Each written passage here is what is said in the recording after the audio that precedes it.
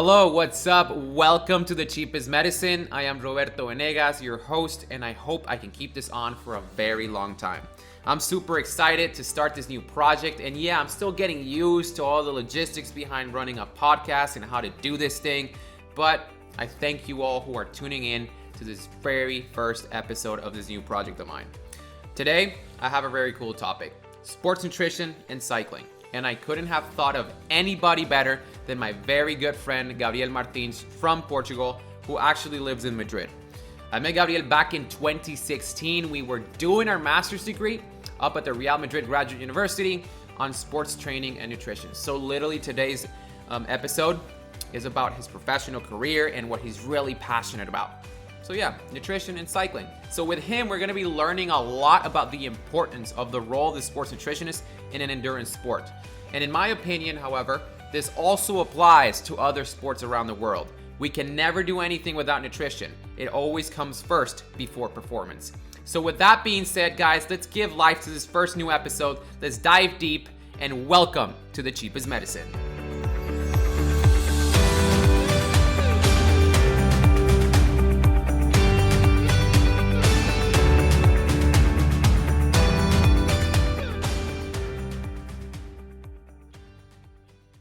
Hey, what's up, Gabriel? Welcome to The Cheapest Medicine. Man, it's been a while since we see each other.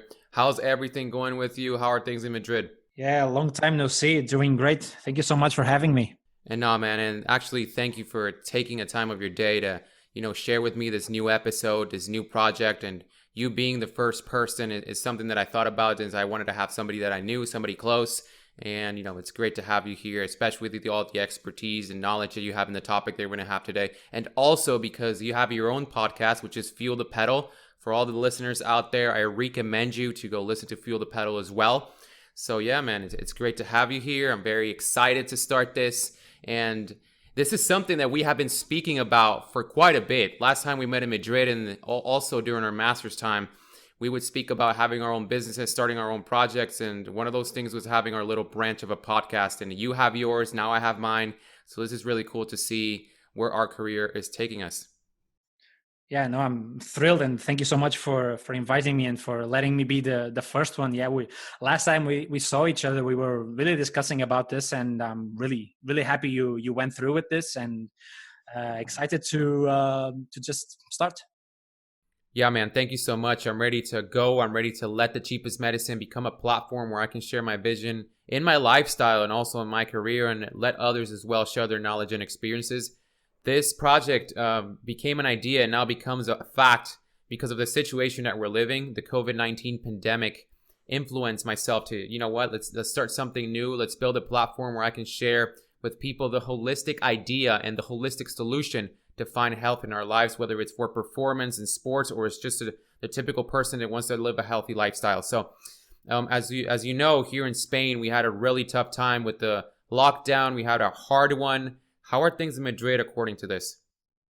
Yeah, things are much quieter now. Everyone is starting to get back to this new normality, what they call, and yeah, been trying to work as much as possible from home and just following athletes from at a distance and working on my PhD and a lot of work to do on the podcast as well. It really benefited this current times, but yeah, all going well. Can't complain. Yeah, man, same thing over here in Sevilla. Things are moving into the new normality, which is positive. It's slow, but it's moving forward, which is what we should be doing. And I hope we don't ever regress back into where we were the last couple of months. All right, man, before we get into sports and cycling and nutrition and all the cool stuff about this episode, how about you give us a short bio, your experiences, what you have been doing the last couple of years, and what you're doing today? Yeah, sure. So I'm a Portuguese nutritionist. I've graduated myself in Portugal in dietetics and nutrition. I then came back to Spain to study a master's degree in sports nutrition, where I met you, Roberto. We did this master's together, and also to become even closer to cycling, since the cycling culture is really strong here in Spain, and that's where I was trying to focus my energy to. And I went on to, after finishing the master's, to doing research on ergogenic aids and some of other cycling related stuff. And so started my PhD 3 years ago, hopefully one more year to go. And right now I'm following athletes, mostly cyclists from different countries, mostly at the pro continental level. And now, just like you, I have, as you mentioned, a podcast in nutrition for cycling and endurance sports as well. So it's Fuel the Pedal, which has been going pretty well for the time being. And it's really, again, it's funny how our crossroads have led up to this moment with both of us hosting a podcast. That's awesome. And I'm really happy to see everything you have been doing and really proud of you since we met over in Madrid at the Masters over at the Real Madrid Graduate University. And it's really exciting to see what the future holds for you. And that's one of the reasons why I have you here. I consider you a person who has a lot of knowledge, a lot of experience, and the readiness to educate people about sports nutrition and health. And that's why this episode is going to be about cycling, nutrition, something that you love. And this brings me to the beginning of this episode because nutrition didn't get into sports until cycling opened the door for it. And it has later then trickled down to other sports around the world. But cycling was the number one, and it has influenced a lot of what nutrition does in sports.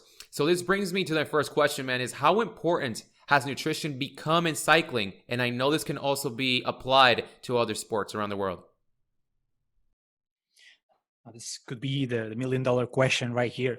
So the importance is huge. So we are talking about one, if not the toughest sport that exists on the planet. And if you consider, of course, the best known competitions, the Vuelta a España, the Tour de France, the Giro d'Italia, we are talking about a sport that takes the body to the limit. And it's not just during competition. It's in training as well.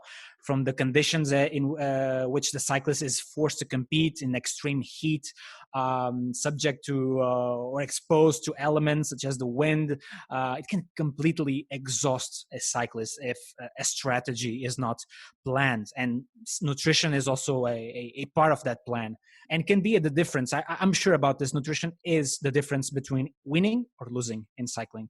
So there was not much attention paid to cycling before. And finally, I would say in the last couple of years, in the last 5 to 10 years, things have started to change, much thanks to Dr. James Morton from former Team Sky, now Team Ineos. He really put sports nutrition in cycling and in endurance sports as well. In the maps, he really was a mover and shaker of things. So great progress in the last 5 to 10 years.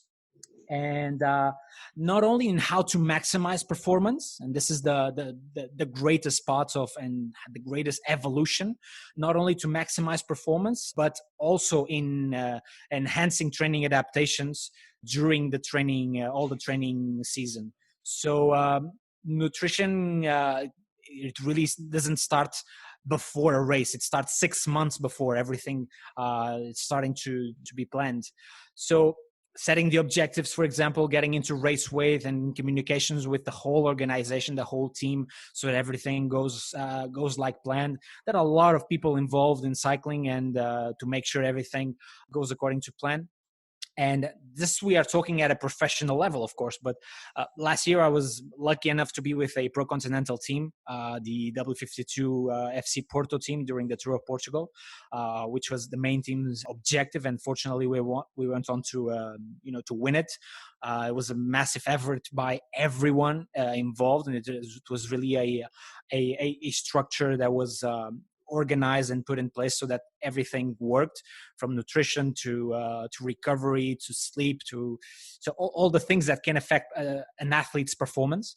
But if we are talking about at an amateur level, there are many other things to consider and basic mistakes performed that require more basic attention before we start, periodizing carbohydrate or considering more advanced stuffs like ergogenic aids. So it really depends on the level of who you're working with.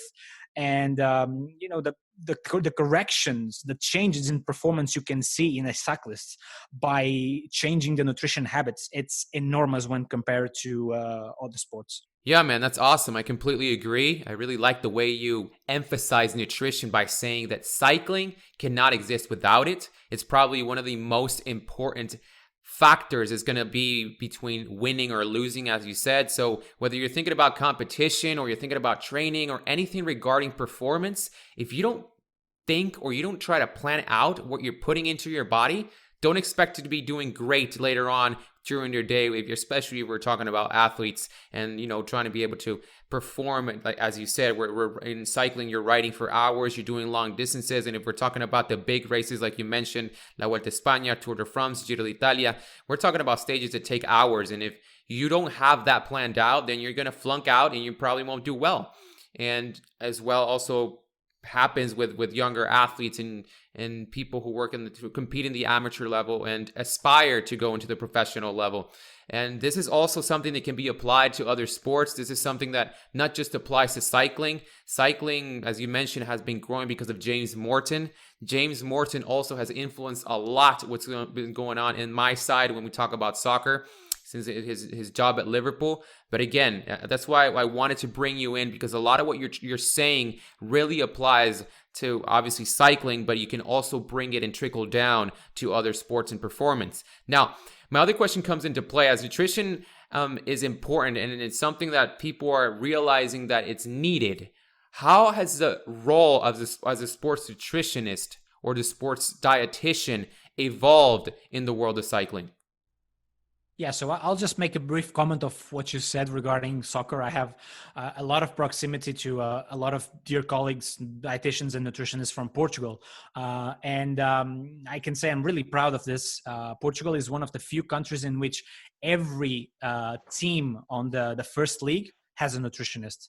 And almost all of them, I'm not sure, I think just one or two that they don't have on the second league, Portuguese second league of soccer, they don't have. So the vast majority they do have. So things really are evolving. It's something that 5 years ago you wouldn't see, and things in Spain are progressing as well in this field. The same can't be we can say about cycling, because only last year, well, only at the beginning of this season, all World Tour cycling teams have a nutritionist working with them. It was something that last year there was still a couple of teams missing. So we're getting there. We're getting there. Progress has been made. So we must understand that this comes a long way. So the long story short, basically, doctors have been doing it for decades in cycling, and nutritionists I kind of viewed like a new member of the staff.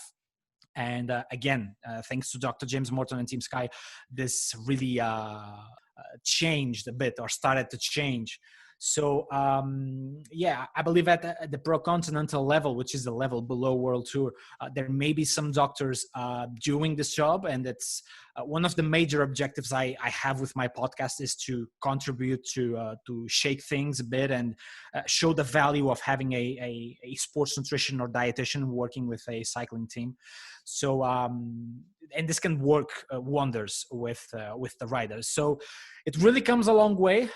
We are on the right track, but there still are some changes that need to be done.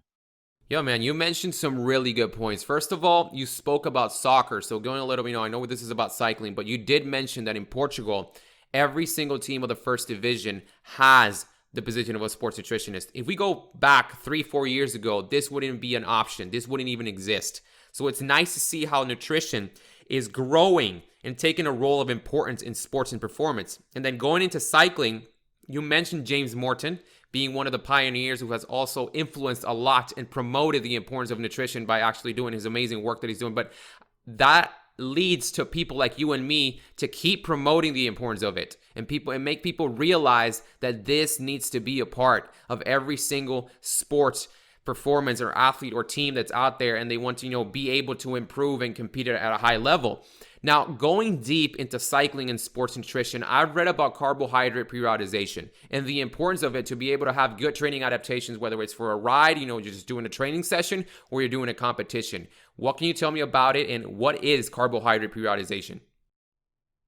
So when we talk about carbohydrate periodization, this is something we have to start thinking. Normally, what people think, when they think of carbohydrate is just the periods right before competing, or during training, or right after training. But in cycling, this starts 6 months before. So 6 months before you start programming the calendar and start seeing throughout the calendar where do you have the moments where you have to achieve a peak moment of form. for an athlete. And also this again was one of the parts that cycling really evolved and sports nutrition really evolved. It was the part of enhancing training adaptation. So if you have an upcoming race, if you have an upcoming Grand Tour, for example, you can start 6 months planning it. So adjusting carbohydrate to the training you are performing. So the view we had before was that we needed to provide a chronic amount of carbohydrate, high carbohydrate diets throughout the year. And nowadays, what we know, much thanks to some of the research performed with training low models, is that we know that we can reduce carbohydrate intake at certain moments and on certain training sessions that are not as intense. So intensity here will dictate the amount of carbohydrate that you're going to give to your athlete in order to enhance those training adaptations. So the training is an aggression. And if you can enhance that aggression or just not provide with the fuel your body needs all the time, can contribute in some way to enhance the adaptation that will come after the athlete recovers from it. So this is just thinking in advance. My athlete has tomorrow a really low intensity training session. It just goes 1 or 2 hours, flat ride. So the intensity will be low. I can perfectly today, if I know the athlete and if I know the athlete can sustain this, I may skip carbohydrate. I can have a low carbohydrate dinner, and then I can have a low carbohydrate breakfast before tomorrow's training session. So and I can organize my training sessions and my carbohydrate provision in accordance to the intensity of the upcoming session. So it is totally different if I provide constant amounts of carbohydrate. I may be skipping here a window of opportunity for the athlete to enhance some of those adaptations that we talk. Increased fat oxidation, increased mitochondrial biogenesis, for example. And of course, glycogen sparing, which is the thing you want the most. You want to spare your glycogen during high intensity efforts during a race. So this is really the importance of carbohydrate. And I'm sure that as we progress with this interview, we'll have opportunities to go through, the moments right before the pre-race meal, the ingestion you have to have during high intensity efforts for climbers, for example, which is so totally different from sprinters. So really comes down to this. And I think this point really is one of the things that sports nutrition really evolved a lot over the last couple of years. Really good answer. I really like how you explained it. And I want to take out, I think the most important keynote that you mentioned over here was that training is an aggressor. And with sports nutrition, you're looking to enhance that aggressor. You're looking to be able to make this more efficient. You're looking to get the best out of your cyclist. At the end of the day, we're always looking for the fastest, the one that has the most endurance, the strongest one, and that's normally the one who's going to win the competition. It's always how sports is, who's the best one out of the group. And it's an aggressor because sometimes we do not realize, or people don't realize, that there's a lot of physiological aspects that go into play when an athlete is into training or they're competing. And nutrition is either going to be a very positive factor or it's going to be a negative factor. And as you mentioned, you're looking to make this training, make this competition efficient. You want this to be the fuel. You want this to help your athlete. And with carbohydrate periodization, as you mentioned, it's something that you plan for the whole season. It's not just for one competition or one training session. It's a whole plan, and I like how you explain it and you emphasize that. And this can also be applied to my role as an injury recovery coach. When we deal with injuries, and we can speak about cycling, we're going to talk a lot about patellar tendinopathy, hip injury issues, especially when we talk about chronic pain with the hip flexors because of the seated position, or we can also talk about lower back pain. And when we look to these type of chronic issues, we need to understand that these people are in a constant stress on the bike. They're rarely in that position for a long time. And nutrition is either going to help you. I mean, you understand it when we go into training or competing, there's going to be a lot of inflammation. There's going to be a lot of aspects going on. Inflammation is going to be one of those, but we're always going to try to reduce that. We want our athletes to be able to recover from that. And to do that, nutrition is going to be huge. If you have really bad nutrition, then you're going to have a bad time and you're probably not going to resist much. And then when we talk about injury risk, it's probably going to rise. So, man, I really like your answer. As you mentioned, training is an aggressor and nutrition is either going to help you or it's going to really affect you. So yeah, if you allow me just to make a comment on what you just said, because I think this is really, really important and really a key point, is that as one of my professors used to say back in university, training is not healthy, especially in an elite athlete. So training, it oxidizes you, it dehydrates you, it depletes you of glycogen. So, and it's the recovery of all those things that promotes adaptations. So if I keep on hydrating my body all the time, if I keep on providing the exact amount my body needs of carbohydrate to replete my glycogen stores, and especially if I go on and give antioxidant supplements throughout the season, I I won't be allowing my body to adapt. So I may be skipping or missing a window of opportunity to allow my body to recover by itself. So this is really an important point you made.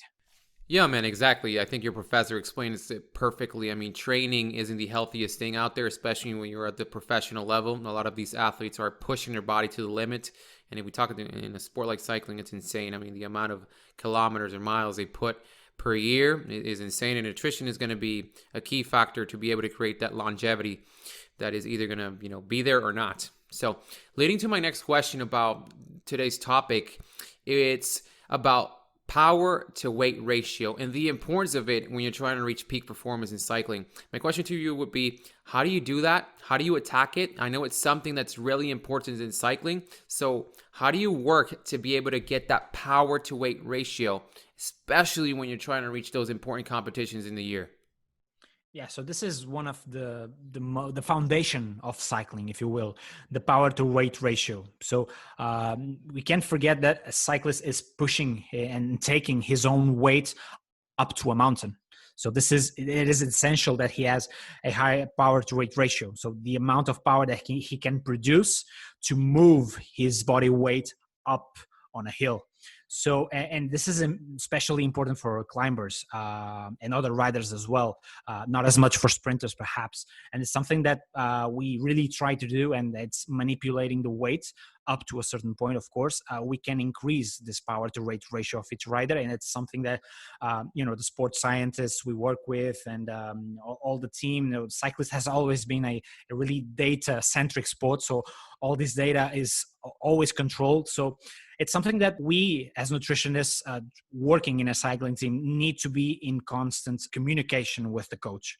Otherwise, you will be decreasing the weight too much, and you're going to compromise totally the power that the athlete can provide and can produce in each pedal stroke. And so it really requires a high communication, because if you really go really low on your weight, or if you can really go really low on carbohydrate, for example, you need the coach's feedback to say, no, he wasn't able to perform this session, he's not doing well.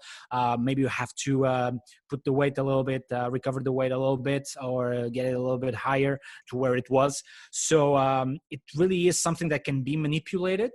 It needs to be programmed throughout the year when you set the team calendar, and you can adjust and try to achieve one or two peak performance moments in which the rider gets into the race weight, what we call the race weight, in order to have its best moment without compromising the watts. That's fundamental. So yeah, it's something that we try to do with all the cyclists that at least I follow. And it can be problematic as well, especially in young athletes and in young cyclists. They are starting and they look up to their idols, so they start restricting their food too much, and then we can enter in the old red S, or the relative energy deficiency syndrome in athletes. It can really be a problem, and something that another area where the nutritionist needs to act, and why the presence of a nutritionist in the team is so essential. So in order to be able to manipulate and to be able to spot in time these kinds of situations, and to guide the athletes throughout this process. Very interesting, man. I think this makes you realize the importance of a sports nutritionist, because a lot of people just think about nutrition as, oh, it's just the way I eat. And I eat and that's it. And they just disregard how this is going to affect your performance. And power to weight ratio is a perfect example that makes you realize that, wow, the way I eat can really affect not just feeling good during the race, but actually the possibility of producing more watts, like you said, on the bike to be able to win a race. So that's really, really interesting when you start realizing that nutrition has a huge role in sports. And I also like that you mentioned young athletes. This is huge. This is a massive part because for me, working with young athletes, it's harder than working with professionals. Professionals, most of the time, already went through that stage. They already know what they have to do, and they're there because they want to keep that high level, and they know this is when you're at the professional level, you're either good or you're out. And when you're at the young stage, there's a lot of education that has to go through. And this will lead me to asking you, man, have you had any experience dealing with young athletes? And if you had, how has it been? Yeah, so the difference between a pro rider and a pro rider is experience. So he's used to make a lot of experience throughout his career, and he knows how much fuel he needs to, more or less grossly, he knows how much carbohydrate he needs to eat, how much protein, more or less. He knows how to train his gut. He knows how much his gut tolerates during workouts or during racing. It's different. When you get to working with an elite athlete, you really do small adaptations. But when you get a young athlete, so these athletes didn't have enough time to experiment, or they are starting to experiment. And sometimes it's what I was telling you, that they look up to their idols and they look at this legs full of veins and they want their legs to look like that. And sometimes the errors in nutrition are really basic.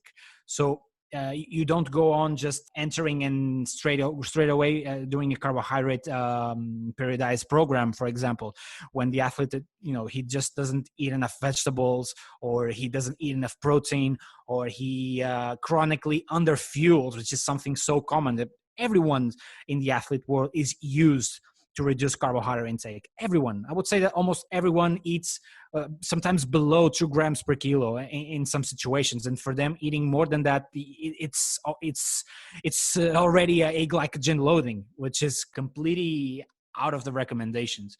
So it really is a thin balance. You really need to see the athlete you have in front of you and the mistakes he's doing, and just correcting those mistakes, learning him, teaching him how to hydrate, how to recover from a ride or recover from a race, how should be the pre-race meal and the carbohydrate content, and the type of foods that you should choose to take with you during a ride.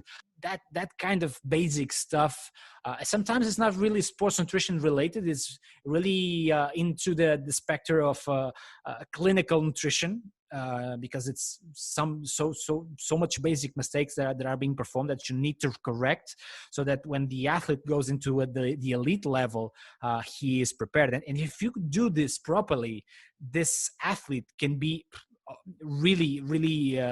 this athlete can be a machine and can have a really high performance and can be really auto-sufficient in the future when compared to an elite athlete. Yeah, man, I completely agree. Young athletes should be focused on improving the fundamentals and the basics. A lot of times people really think about, something like carbohydrate periodization or something really advanced for professional athletes, when the fundamentals in this young athlete are still lacking. Like you said, the simple basic things of nutrition are weak. And then they're so worried about something different, but yet again, the beginning stages are weak, meaning that it doesn't matter if you do carbohydrate periodization, you're not going to improve if you don't have the fundamentals right. So I really like the way you explained that, the big difference between a professional who already has those fundamentals and then, somebody who's just at such an advanced level. You can think about those extra little gimmicks or tactics that you can use so his performance can improve. You're at that high level, you're there for a reason. And obviously you should have the fundamentals. If not, you will not be there. And this will lead me to something that I've been reading, and it's about glycogen loading. Something that I know happens in cycling, but it also depends on the type of race or the type of competition or stage that they're doing. So what can you tell me about glycogen loading and how is it done? Yeah, that's the right way of putting that question.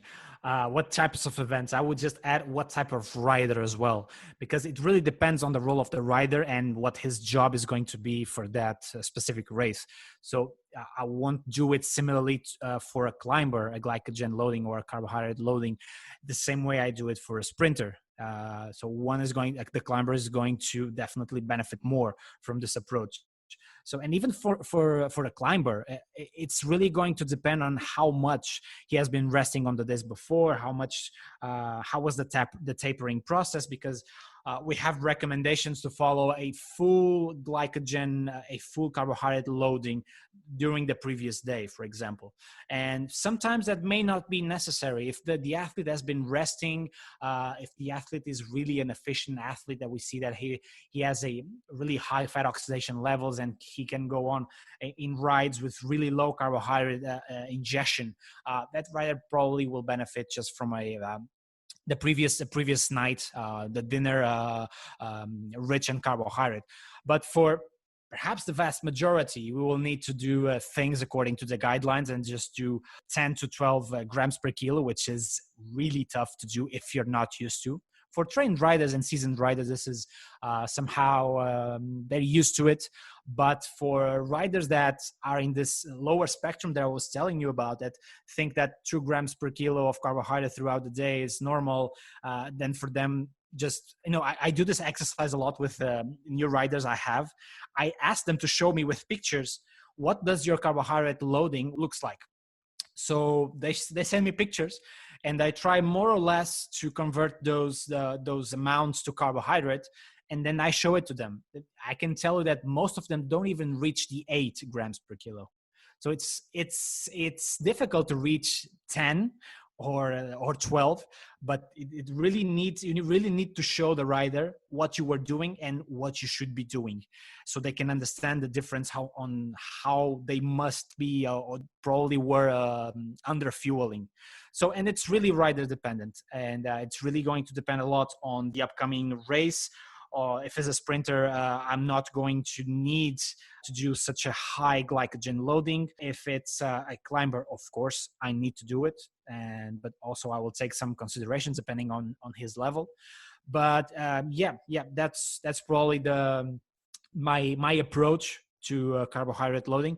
I don't really pay too much attention to glycemic index of foods, because that we have data showing that's really not important, as long as you have really high carbohydrate foods that you reach the end of the day and your body goes to make the sum of the day, and you have at least 10, that will be the most important thing. One common mistake that cyclists do is that I would say is focusing their glycogen loading, their carbohydrate loading on 3 meals only. That doesn't give you too much of an opening or gastric comfort to get into the big 10, what we call the big 10 grams per kilo. So if you are able to distribute your meals throughout the day, you're going to be able to provide a lot more carbohydrate than just focusing on 3 isolated meals alone. There's just so much food you can put in those 3 meals. So those would be my key points when facing a carbohydrate loading. Gotcha, man. It's interesting to see how this concept probably isn't well understood or done correctly most of the times with people, because at the end of the day, you need a professional that understands this to be able to help you program it through your season. So, as you mentioned, a lot of your athletes, when they show you an example, they're not even close to the 10 to 12 grams per kilo, which we're talking about a lot of food. It's a big amount. And this comes to my next question is, there's probably gut training behind this. It's not something that you just do it off the bat. And you probably have to train them to be able to, handle this, because the last thing you want is your cyclist having any gastrointestinal discomfort. And I think any sports nutritionist would agree with that. The last thing you want is your athletes having a bad time during the performance, whether it's training or competition. So how do you plan a pre-race meal or any type of meal before any competition, before any training, and trying to avoid any gastrointestinal discomfort? There's probably gut training behind this, but it would be cool if you can give us an explanation on how do you do this as a sports nutritionist. Yeah, that would be the most important point. And right here, we reach the old notion of gastrointestinal comfort and gut training, that it's absolutely essential. So this is perhaps the single topic that I've dedicated most episodes on the podcast, because it's so important. You can do everything well throughout the season if you reach the point that the breakfast does not sit well on your athlete's stomach, and this can be applied to many other sports, but in cycling specifically, because you have a much higher amount of food. I'm not just mentioning carbohydrate, just food to be ingested. So the gut really needs to be trained and used to digest this amount of food, because it's not just a pre-race meal. We have to consider that it's a pre-race meal, normally the breakfast. Then the athlete is going to be able, or have to be able, to ingest 90 grams of carbohydrate per hour during a stage. So it really is tricky. And the recommendations we have, it's important to follow them. We have recommendations that go from 1 to 4 grams per kilo of carbohydrate in the pre-race meal, whether the pre-race meal is breakfast or a little bit later on the day. And it's important to be on the first 1 to 4 hours. And the reason for this is that you can't just put a 4 gram per kilo breakfast 1 hour before. That's insane. You need to give time for the athlete to digest that food. And then when you start the race, you are ready to start taking in as much carbohydrate as possible, or as much as your sports nutritionist told you to, depending on your role. If it's a sprinter, sometimes it can be less. If it's a climber, it can be more. So it really comes down to gastric comfort, and that's really, really important. Normally, the breakfast in cycling, or the pre-race meal, has been classically only spaghetti. There was this obsession with just pasta, and the pasta form had to be spaghetti. I don't know why. Fortunately, things have changed. Now you have variety. You have some nutritionists prescribing rice, some just the classic oatmeal and eggs. It's a favorite now. I think it's the most trendy breakfast in the pro peloton is oatmeal and eggs. And so, yeah, the important thing is that whatever food you choose, whatever source of carbohydrate, let it be easy to digest, something that the athlete is familiar with and that he's used to do and he has practiced before.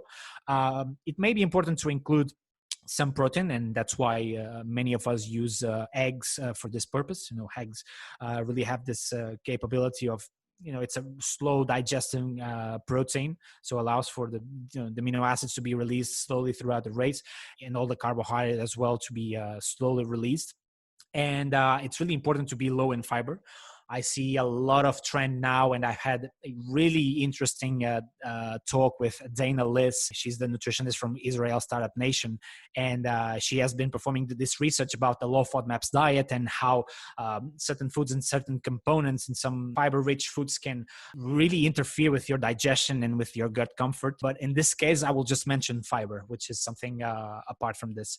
And it's important to keep it low. You don't want fiber. You want fiber perhaps throughout the season. You want fiber, perhaps some fiber the day before, but in the periods closer to competition, you really don't want fiber, because you don't want your digestion to be slowed in any way or to be compromised in any way.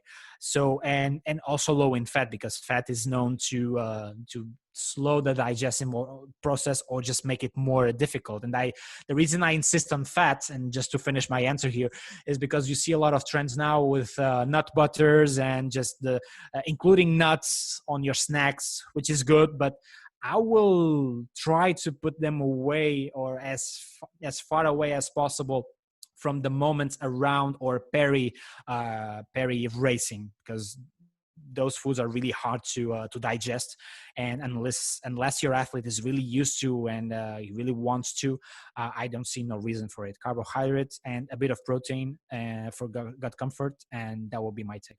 Awesome information, man. It makes you, again, realize the importance of having a sports nutrition. As you mentioned as well, this is the most important concept and aspect about sports nutrition. I mean, I can say as a swimmer in my college years, I've had gastrointestinal discomfort before a race or before a training, and it just completely destroys what you're going to do with your performance. It completely messes it up, and you're just going to have a bad day. You're going to have a bad race. You're not going to do that great. It's really complicated when you're having problems in your stomach. So it really makes you realize the importance of having a sports nutritionist who's going to guide you and teach you about how, what and when to eat something. As you mentioned, it's not just about the breakfast and you're good to go, or you eat healthy and you're ready. No, it's when you're gonna eat it, how you're gonna eat it, and then you need that time to be able to digest and get your body to adapt to the type of food, especially if you're trying to carbo load, as you mentioned, or glycogen loading, as we were talking in the last question that I did.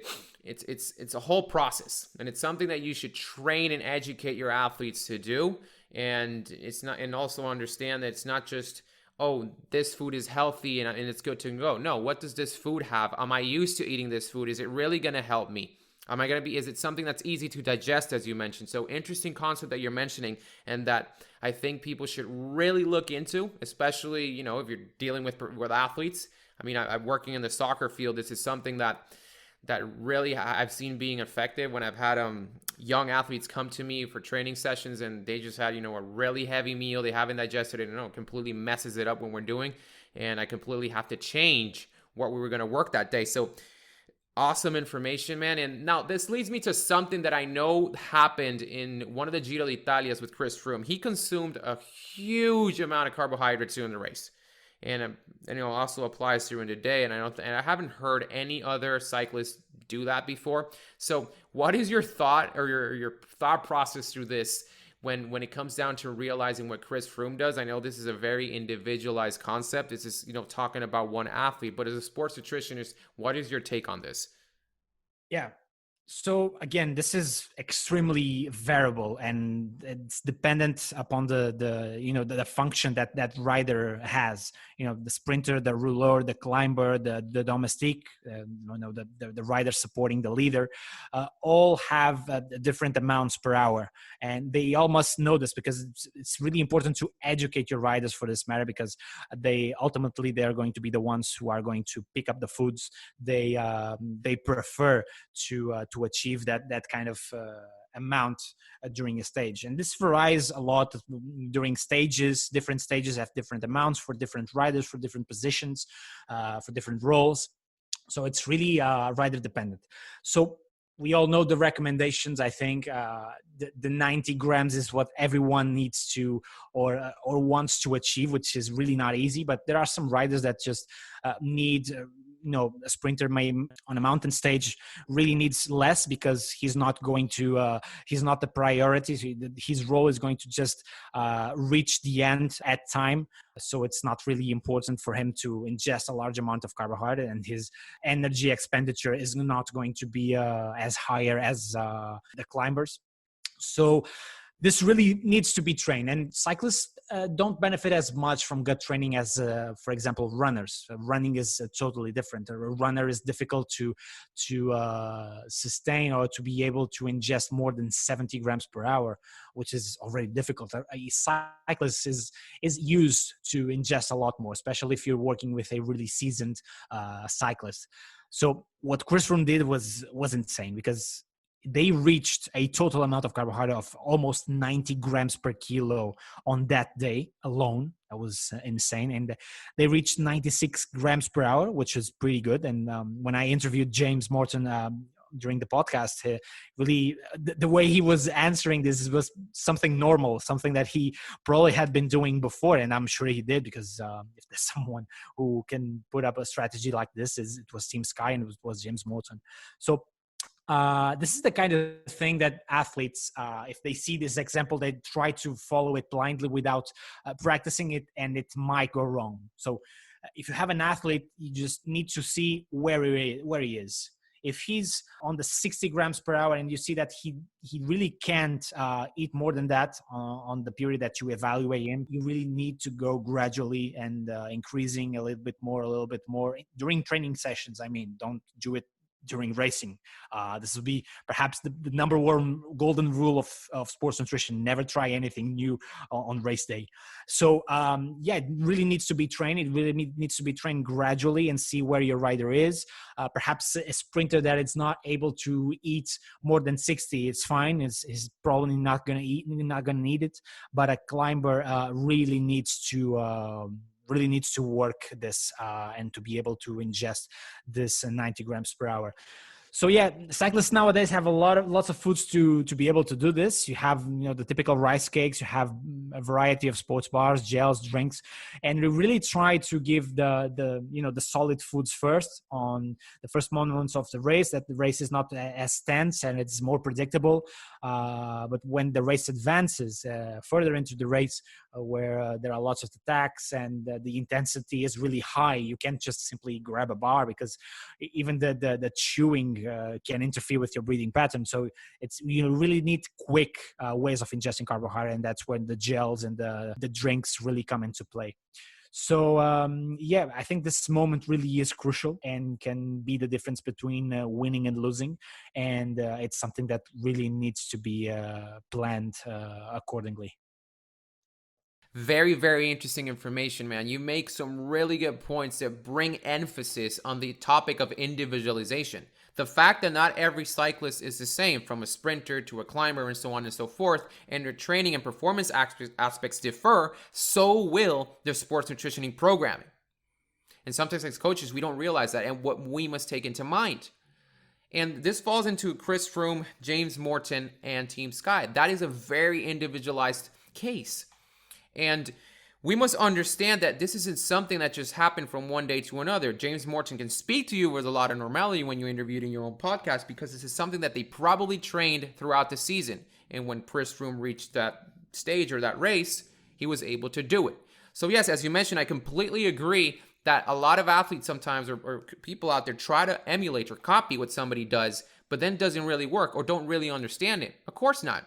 Because you're not going to see everything that goes behind scenes of a professional athlete. And as a coach, I must say that when you see a professional athlete do something that's different, you must understand there's a lot going on that you don't see.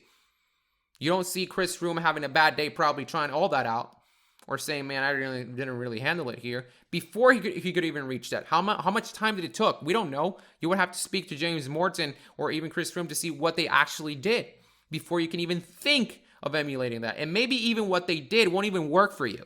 Because again, this is a very individualized case, and you must focus, just as we do with, like I just mentioned, on training and performance, and you individualize that, you must also do it with sports nutrition.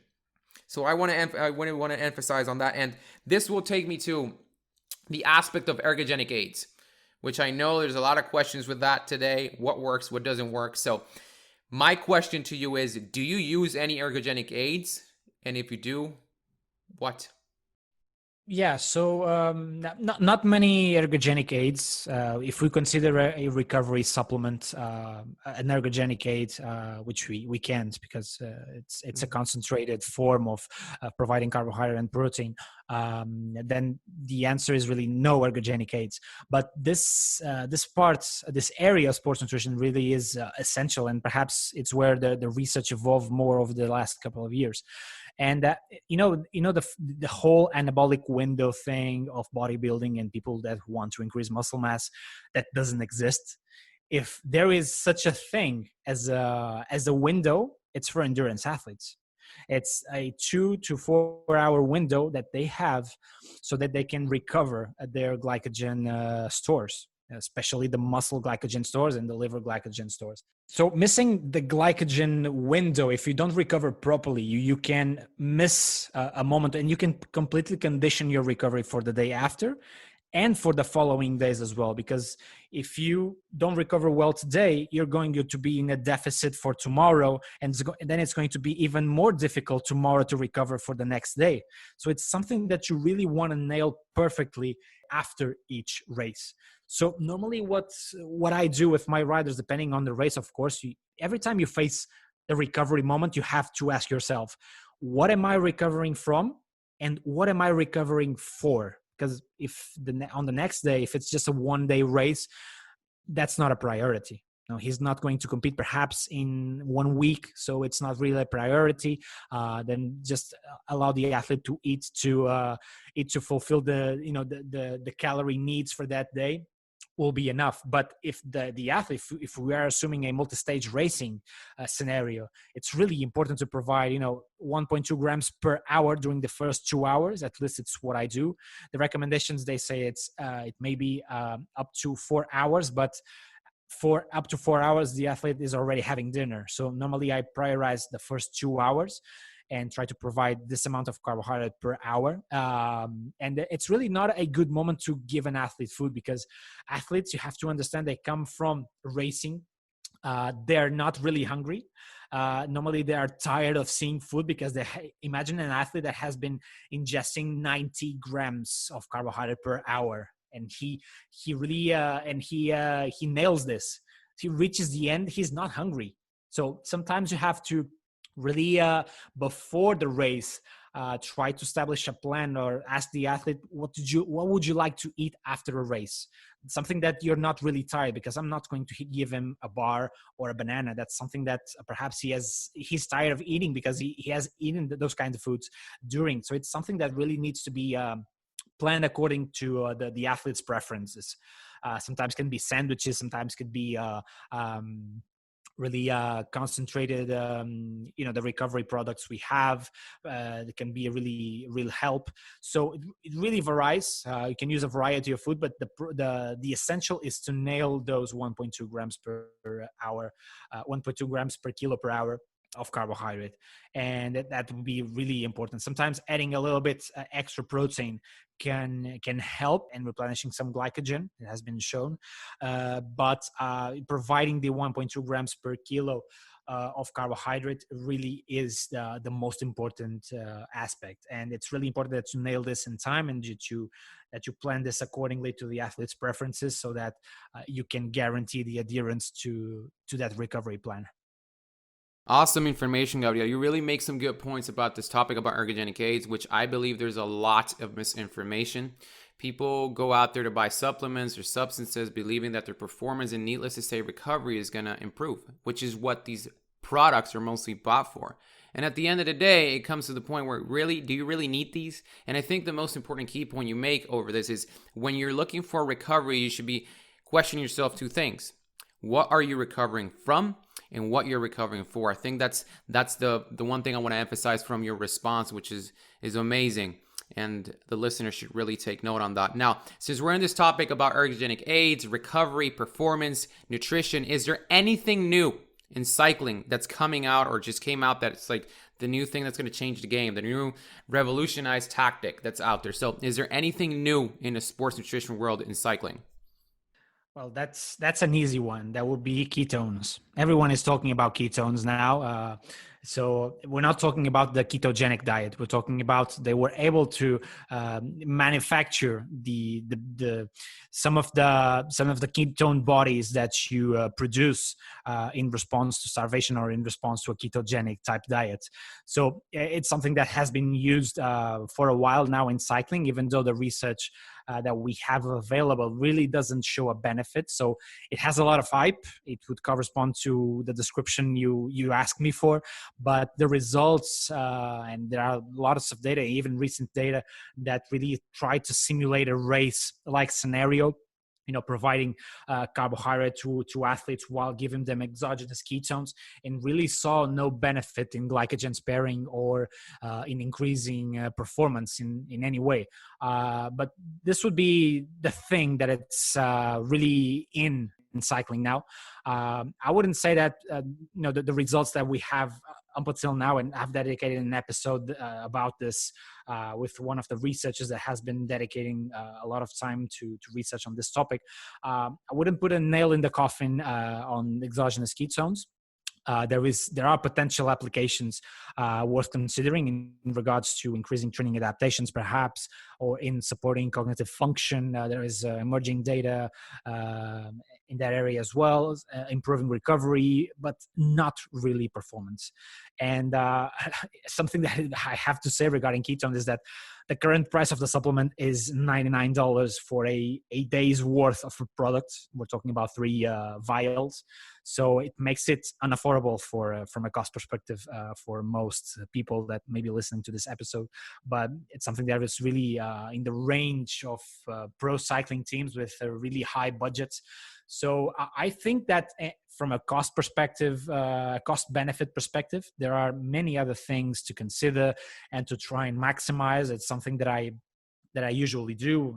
Caffeine, beta alanine, experimenting more with sodium bicarbonate. It is the forgotten supplement for high intensity that we've really fallen to, to give it a chance, just because sodium bicarbonate, we know that it really gives gastrointestinal complaints, and the gastrointestinal symptoms that provides really makes people not really want to try, but the effects are there, the evidence is there, and some riders may really benefit from it.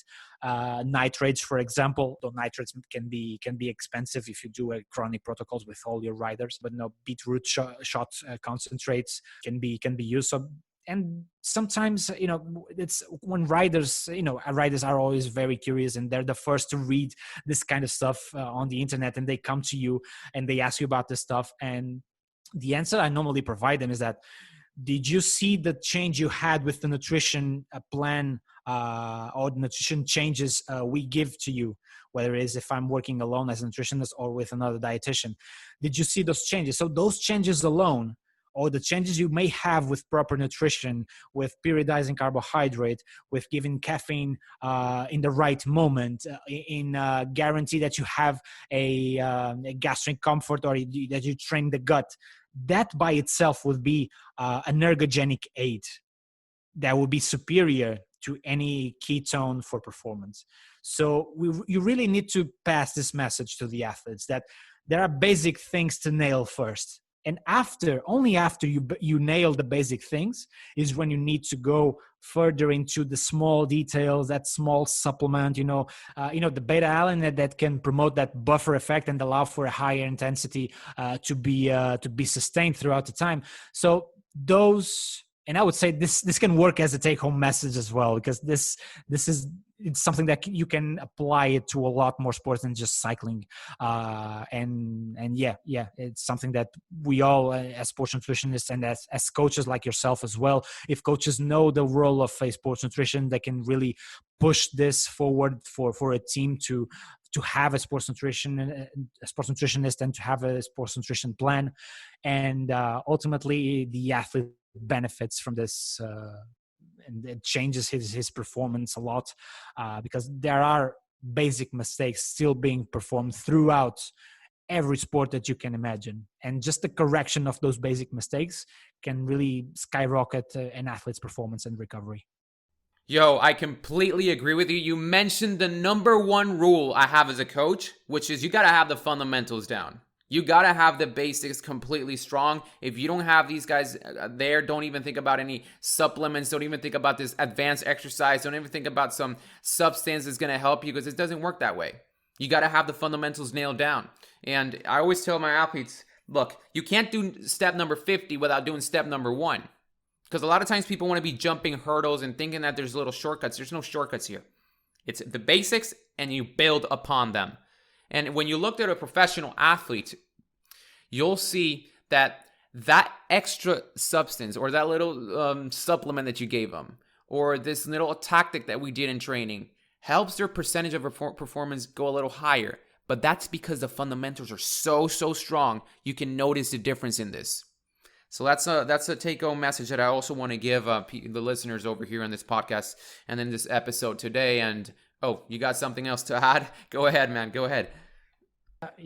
I would just make an additional point, and this can be my take-home message, but I have to take the chance that now you've mentioned that there is something that it's stalling us. And since this is your first episode, and perhaps a lot of people are going to listen to this, I really wanted to pass on this message, if it can reach anyone, is that we need to stop diet tribalism. It's not getting us anywhere. We're just feeding up our egos on Twitter and our social media. We need to stop that. We need to stop thinking that I am vegan and I know vegan athletes that are incredible, and there are vegan athletes that are incredible. I follow vegan athletes that are incredible, but it doesn't mean that you should put that diet on a pedestal and that one single diet is the thing responsible for your performance. The same goes for ketogenic type diets, or people who are obsessed and defending the ketogenic diet on the internet as if it was a trait of their personality. Because a lot of times it's, we're embraced so many diet tribalisms that it has become a sick part of our personality. It's not supposed to be like that. I'm sorry. If someone told you that this is the way it's supposed to go, they lied to you. Because we can use, this is all tools in the toolbox that we can use in a specific moment for a specific athlete. I can use a ketogenic type diet during a specific moment, during the periodization process, during a training phase. But that doesn't mean that this athlete is going to be performing well because he's fat adapted. I have to know when I need to put carbohydrate again on the diet. The same goes for all types of diets, or all types of, I don't know, carnivore, you name it, anything, any diet with a name. So this is really breaking us. This is really breaking sports nutrition and stalling progress a lot. And it's not getting us anywhere. You know, we had it with the Game Changers documentary. Let's not even start with that one, because that's the topic for a whole other podcast. But we really need to stop putting diets on a pedestal and think that we are special in any way because we follow a specific diet. Each food has its moment. And in particular, in an athlete's diet, it has. I actually eat a lot of processed foods during training and during a race. You know, those kinds of foods are so rich in carbohydrate. You don't want to eat that. There are athletes that I don't have a problem giving them Coca-Cola during a race. And there are athletes that are used to it. This is a huge tradition in cycling to give the small can of Coke during exercise. And if you tell this to anyone nowadays who is obsessed with clean eating or anything, they're going to just, well, get out of here. This guy doesn't know what he's talking about. There are contexts, there are tools in the toolbox, there are moments for everything. And I think this message needs to get across. That is a great message that I completely agree with. This takes me back to one really good quote that one of the coaches that I used to have when I was a swimmer said, and he said, "Don't ever have an affair with a type of exercise."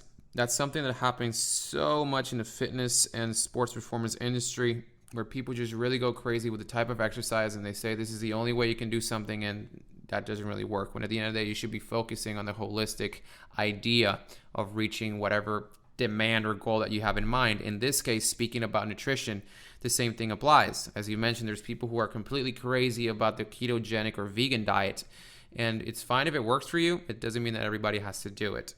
Yes, there has to be a common denominator. That is something that's very true. You can't just be doing completely different things that don't even make sense, which again, if you see something that doesn't make sense completely as professionals, we should call it out.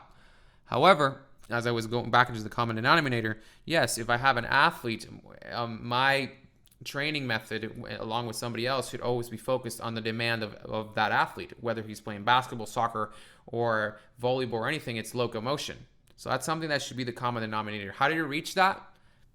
That's the one thing that becomes a question of what's the best way to reach that. Yes, there's things and there's gimmicks and there's tactics that we should always be looking for that are important and are fundamental. However, I do believe, as you said, we should not just really hold on to a certain type of exercise or a certain type of diet and say this is the only way, because no, it becomes more of a negative effect than a positive effect in this sports performance nutritional world that we work in.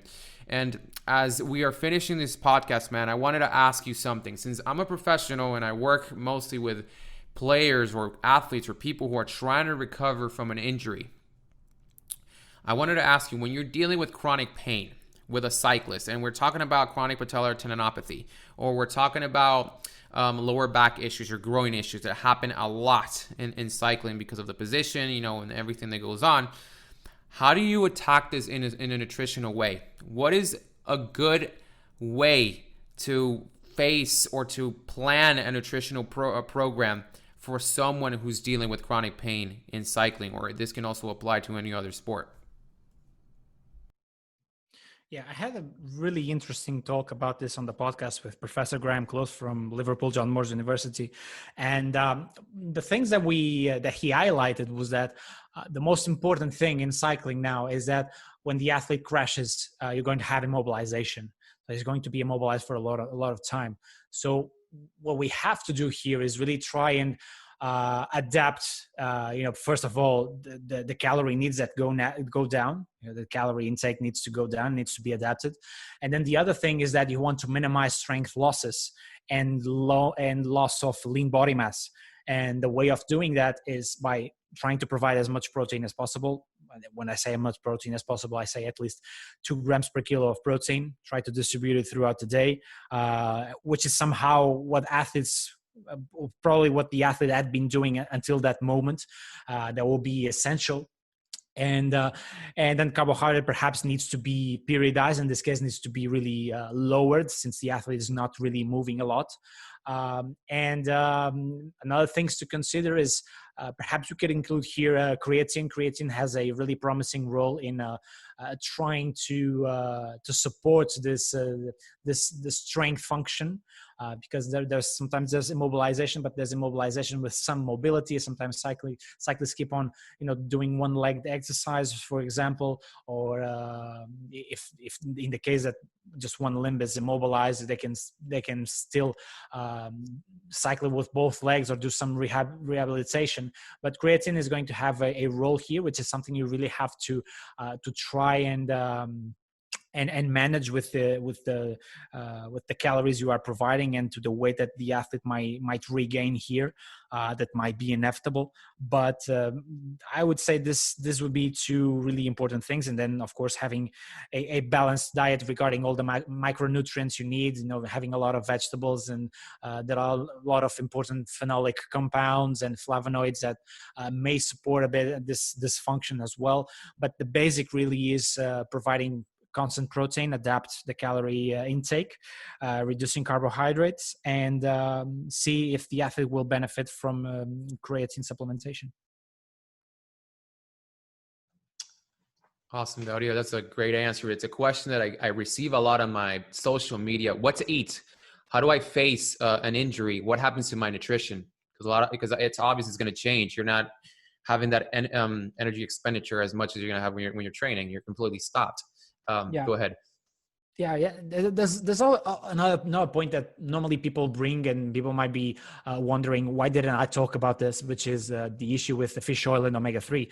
And this was something that I asked Professor Graham Close when he was on the podcast, and it's just the evidence for this is really limited, and the amount of omega-3 that you need to supplement is huge.